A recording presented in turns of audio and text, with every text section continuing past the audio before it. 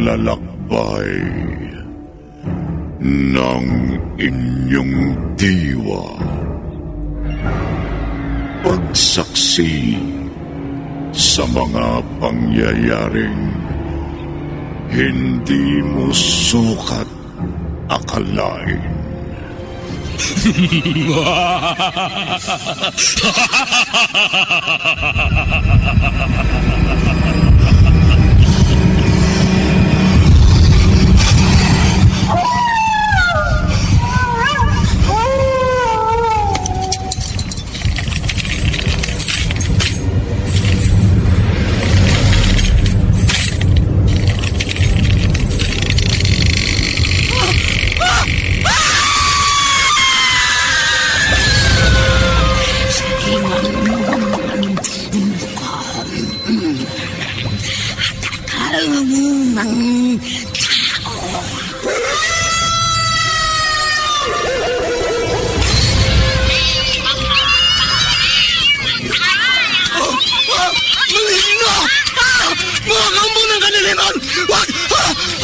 Huwag kayong lalapit sa akin!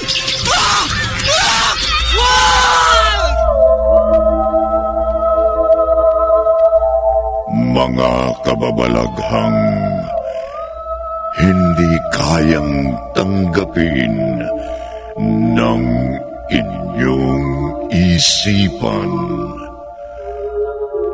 Nagaganap tuwing sasapit ang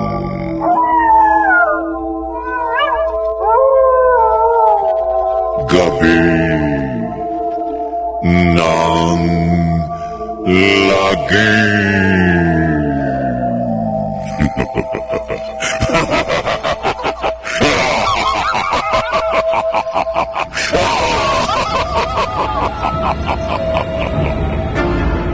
Pinagsamang produksyon ng DZRH at Star City.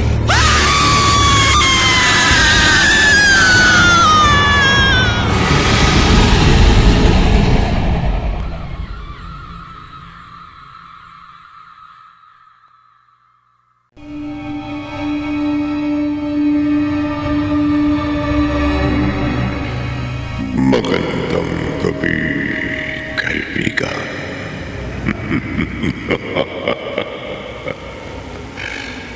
Kagabi, isang barangay ang lingid sa karamihan ng mga taga roon ay pinamumugaran ng grupo ng mga aswang. Mga kampo ng dilim na kapag nagkaroon ng pagkakataon ay nagsasabog ng lagim. Kaya nagplano ang kapitan ng barangay na puksain ang mga kampo ng dilim. At humingi pa si Kapitan Rod ng tulong sa binatang si Apollo. Ligid sa barangay chairman, nagplano rin ang mga aswang na sina Efren at Lola Sita na lalo pang magsabog ng lagim sa kanilang barangay. Narito ang ikalawang bahagi ng kahindik-hindik na kwentong tampok sa linggong ito na pinamagatang Ang Huling Aswang. Sa isa na naman gabi ng lagi.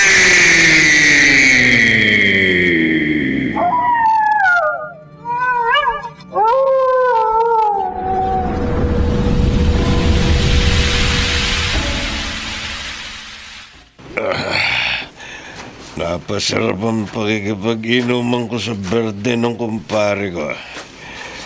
Ginabit tuloy ako ng uwi. Lala akong masakin tricycle. Buti na lang, hindi masyadong malayo ang uuwihan ko.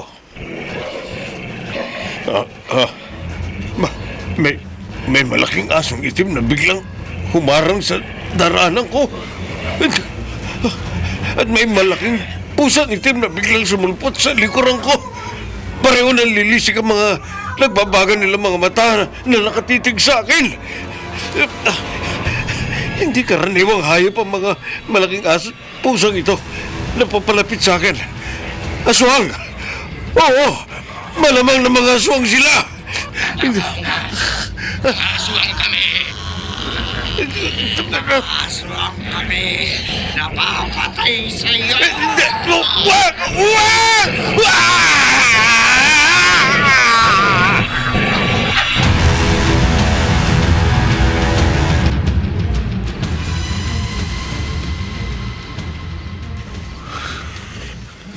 Aswang ho, Kapitan Ruth? Oo, Apollo.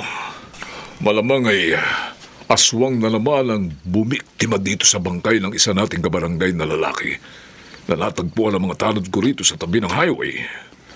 Dahil wakwak ang kanyang dibdib at nawawala ang kanyang mga lamang loob. Halos linggo-linggo na lamang nang bibiktima mga kampo ng dilim. O, sayang hindi namin matsyempo ng mga tanod ko sa aming pagroronda ang mga aswang na yun. Makapangyarihan ang mga kampo ng dilim, Kapitan. Hindi sila sasantuhin ang mga sibat namin ng mga tanod ko. Maaari nga hong mapatay niyo ang mga aswang sa pamamagitan ng mga tinulisang kahoy at kawayan. Yan ang sisiguruhin namin ang aking mga tanod kapag nakainkwentro namin ang mga kampo ng dilim na yon. Kaya niyo, Kapitan, kapag nakita ko na napapalaban kayo sa mga aswang, tutulong ako sa inyo. Salamat naman kung ganoon, Apollo. Handa ko hong itaya ang aking buhay. Mapuksa lamang ang mga aswang na nagsasabog ng lagim sa ating barangay.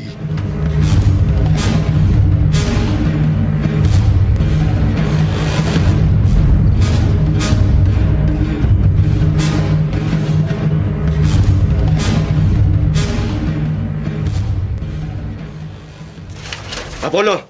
Ha? Ikaw pala, Efren. Ungas ka! Bibitiwan mo ang kwelyo ko, Efren. Narinig ko ang sinabi mo kay Kapitan Rod. Ha? Nahanda kang itaya ang buhay mo. Mapaslang lamang ang mga aswang sa barangay nito. Sabi ko lang yun, Efren. Ha? Nagkukunwa lamang akong panig kina Kapitan Rod para hindi sila maghinala na isa rin akong kampo ng dilim. Totoo ba yan? Oo. Bilang pagsunod ko rin sa utos sa akin ng lola ko.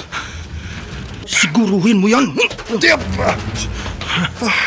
Totoo sinasabi ko sa'yo. Paniwala ka sa akin. Magkakampi tayo. Maaari ko ba namang kalabanin kayo ni na Lola Sitang? Higit na nananaig sa akin ang dugong aswang na nananalaytay sa aking mga ugat. Kapag nalantad sa akin, nakalaban ka namin ng mga kauri mo. Apollo, malilintikan ka. Ako mismo ang papatay sa'yo.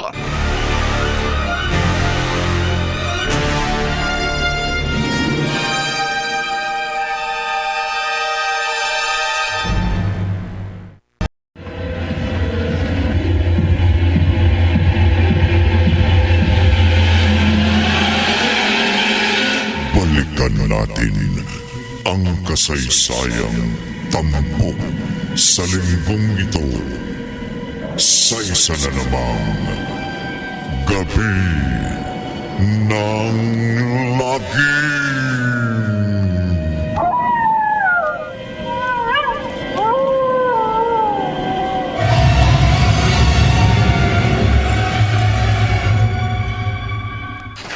Apollo, Ha, Efren?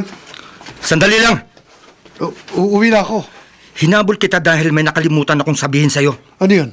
Mula nang sabihin sa akin ng lula mo, nakauri ka namin. Hindi ko pa napatunayan na isa kang ang alagad ng dilim. Anong... Anong gusto kong sabihin? Kung totoo ang sinasabi mong higit na nananaig sa iyo ang dugong aswang na nananalaytay sa iyong mga ugat, patunayan mo, mambiktima ka rin. Efren, Pumatay ka rin. At uminom ka rin at lumamo ng dugo at lamang loob ng tao.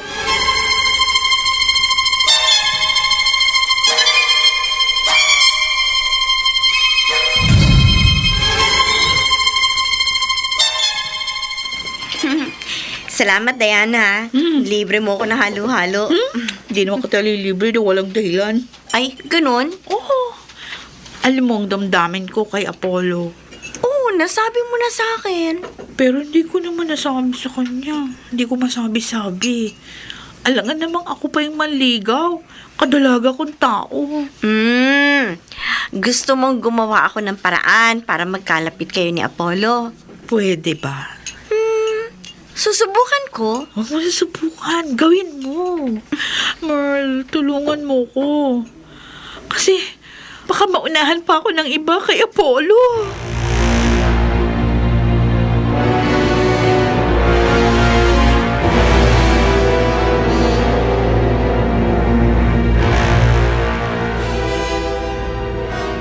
Merl, Huwag ka magtawa dyan, Apollo. Totoo yung sinabi ko sa'yo.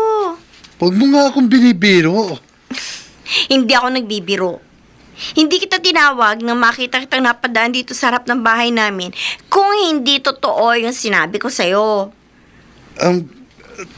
Totoo na may simpatya sa akin si Diana? Oo! Inamin niya sa akin.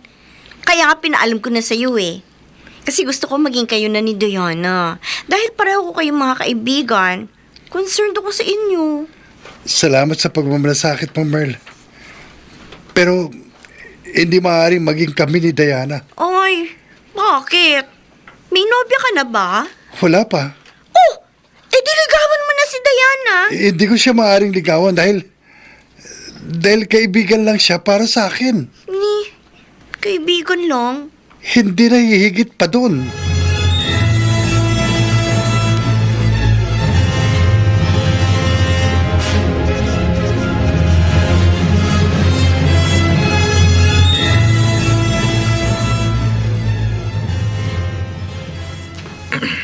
Ano ka mo, Efren? Wala kang tiwala kay Apollo? Wala, Lola Sitang. Kaya sinekrito ko po kayo. Dapat magtiwala tayo sa ating mga kasapi. Naniniwala akong aswang din si Apollo. Pero higit na nananaig sa kanya ang dugong tao na dumadaloy sa kanyang mga ugat. Bakit mo nasabi yan? Hindi niya magawang mambiktima at lumamo ng lamang loob ng tao. Efren, Huwag ho kayong magtiwala sa apo nyo. Pag-ingatan natin siya. Baka pumanig si Apollo sa mga tao laban sa ating mga aswang.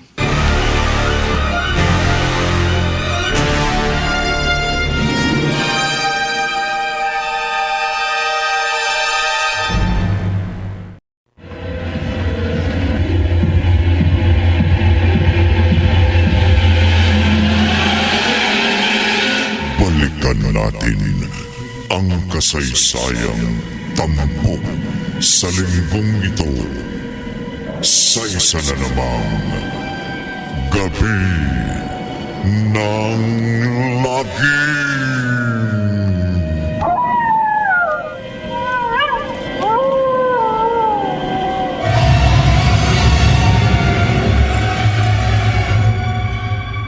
Lola Sitang, hindi totoo sumbong sa inyo ni Efren. hindi nga kaya totoo. Nahigit na nananaig sa iyong pagiging tao, Apollo. Isa po akong aswang. Pero bakit hindi mo magawang mambiktima at kumain ng laman loob ng tao? Magagawa ko rin po yun. Sa tamang panahon at pagkakataon. Kung gusto mo, sumama ka sa akin ngayong gabi. Ho? Saan kayo pupunta? Maghahanap ng bagong biktima. Lola Sitang, Mahina ang loob mo. Magkakaroon din ako ng lakas ng loob na gawin ang inuutos ninyo. Bahala kang magtiis ng gutom. Lola, Alam ko, hindi birong pagtitiis ang pinagdaraanan mo kapag hindi ka nakakatikim ng dugo at laman loob ng tao. totoo po yan. Bahala kang mamatay sa tinig gutom. Mag-aanyong hayop na ako.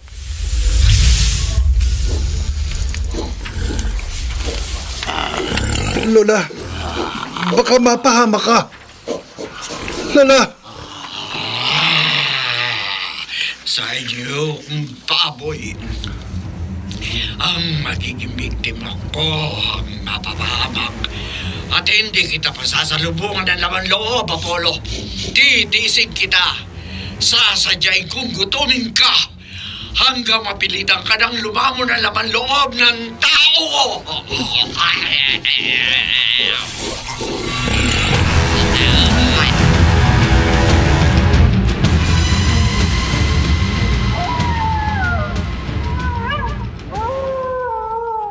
Ano ba yan? Hindi na nga ako makatulog dahil sa kakaisip kung paano ko sasabihin kay Diana na kaibigan lang siya para kay Apollo. O malulung pang aso sa kabilang bahay. Kainom na nga muna ng tubig sa kusina. Bukas ko na lang ipapaalam kay Diana ang totoong sinabi sa akin ni Apollo.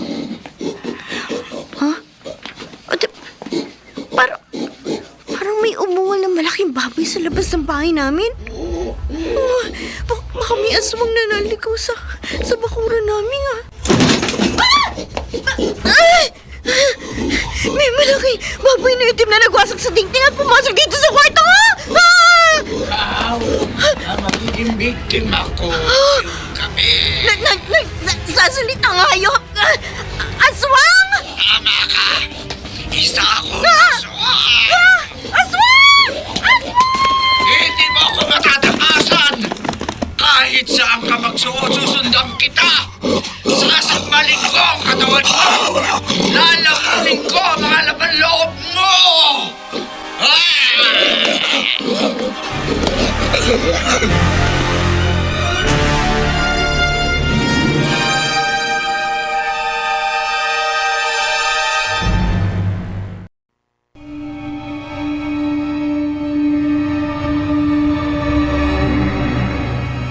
Maging biktima kaya ang dalagang si Merle ng aswang na si Lola Sita.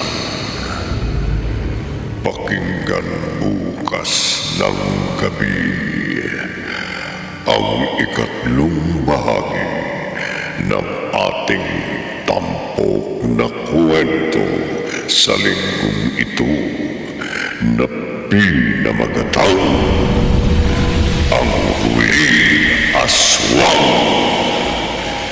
Sa isa na namang gabi ng lagi.